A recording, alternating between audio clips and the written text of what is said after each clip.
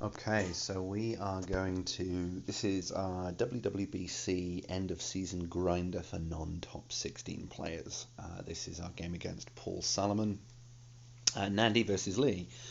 And we can see that Nandi has got a shield and some veteran pilots, very useful, and Lee has got acceptable losses and some damage. So this already feels absolutely horrendous. Not only is Paul probably, again, opinions, whatever, but I think he's probably one of the most competent league players out there, if not the most. Bold claim maybe, but whatever.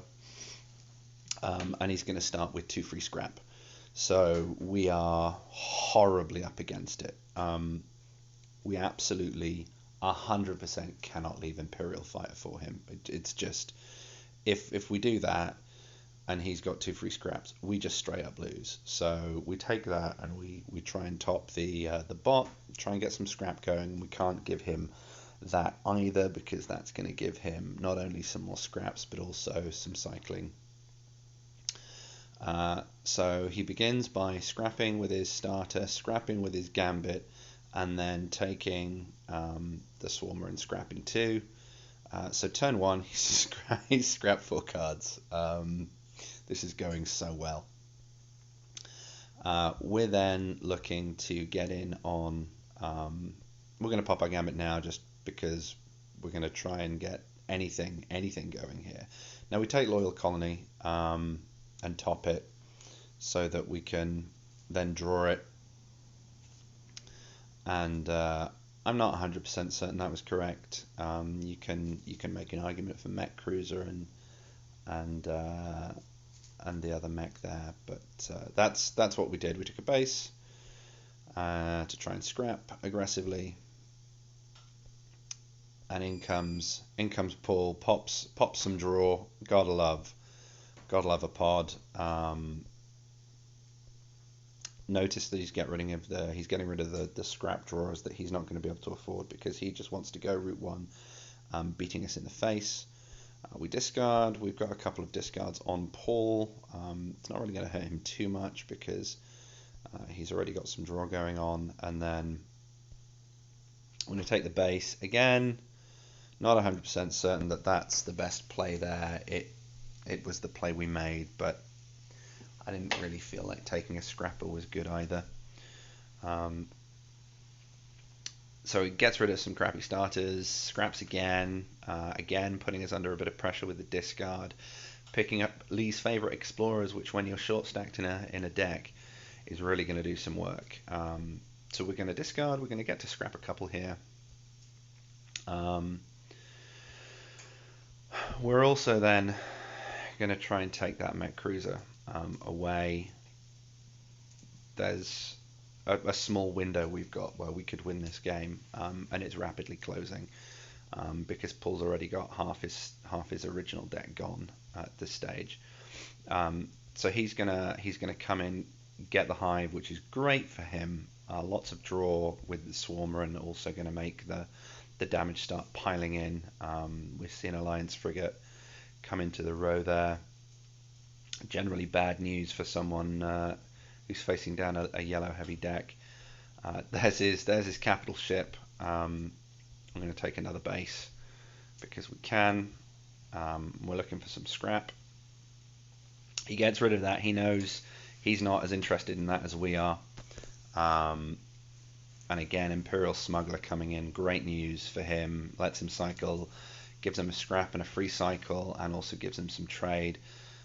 Gets rid of Loyal Colony, applies a fair whack of damage, keeps the Explorer. So again, feel like we're forced to take some damage here, and it does mean that Stellar Ray stays on the row, but lo and behold, we drop a Construction Hauler. Now, it might seem like Lee's not that interested in it, but in a game where we're racing, he is incredibly interested in that Construction Hauler, even more so than Stellar Ray. It's going to give him a free draw. It's going to allow him to start doing some ridiculous things. And he pops a Predator, which, being in green he would be interested in, but I don't think he can afford it, so he just hits us in the face and again keeps his explorer. Not much for us to do here really, apart from try and get rid of his hive, because we have to. We don't buy anything and we just go straight to the next hand. So Paul getting rid of all the expensive cards, now drawing all the things, continuing to scrap down all of his cards that he doesn't want, picks up explorers to pad his deck for a nice big fat purchase should something proc. We are going scrapping. We've missed our free base destruction with the mech, which is a shame. We take Stellar Ray, and oh, there's a Mega Hauler. So we're in a position to get it, but it's too late in the game now. Lee is fully online, and he's gonna draw Cycle. You can see that his deck's small already, so he's gonna scrap out the Scrapper. He's gonna buy Mega Hauler. He's not got many cards left in his deck. He's going to start getting rid of those Explorers and start cycling, scrapping out the cards he doesn't want to see, draws straight into a Mega Hauler, gets some damage, and gets rid of any cards that we might want to buy. So, I mean, the game was over quite some time ago, but this now really is curtains. Like, he's got a Mega Hauler, he's got a Construction Hauler, and all we can do is just wait for the game to end and for Paul to put us out of our misery. We can get rid of the base. We can take the green because we don't really want him to have it, but we don't really want anything else because we don't want to expose things that Paul can put straight into play and make our life a living misery. And here it comes. We are going to draw all the things, scrap all of the things, get some tasty... Oh, there's a Moonworm to the top, and this, ladies and gentlemen, is a whole world of hurt. Free Explorer for Lee, which he loves. Going to draw into that hive, going to draw into the Blobbot. And there we have it. It's a nice clean, puts us out of our misery with a nice clean beheading. Great job, as always, by Paul with Lee. It's always a pleasure. I wish maybe that I hadn't been facing him down with Nandi, but such is life. Yeah, and that's just, it felt bad from the beginning. It didn't get any better. And Paul executed incredibly well. So good game, Paul. Good luck for the rest of it, and we'll see you in the lower half.